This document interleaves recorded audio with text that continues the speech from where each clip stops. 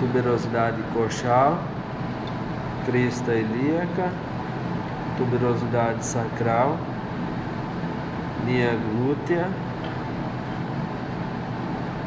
e toda a parte aqui a asa do ilho. Aí aqui o corpo do ilho, incisura esquiática maior,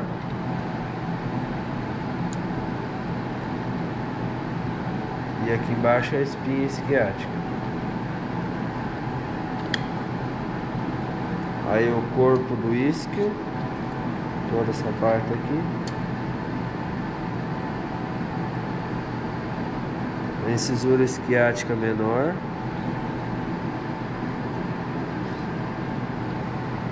O ramo do isquio, que é esse prolongamento que ele tem pra cá.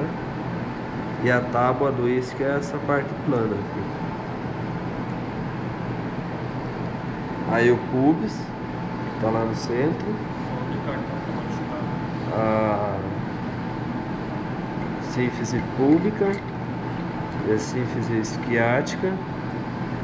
Ela toda é a sínfise pélvica.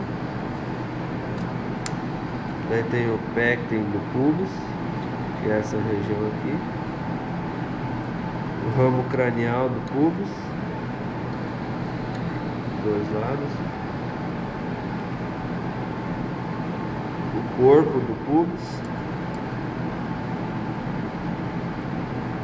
o forame obturador,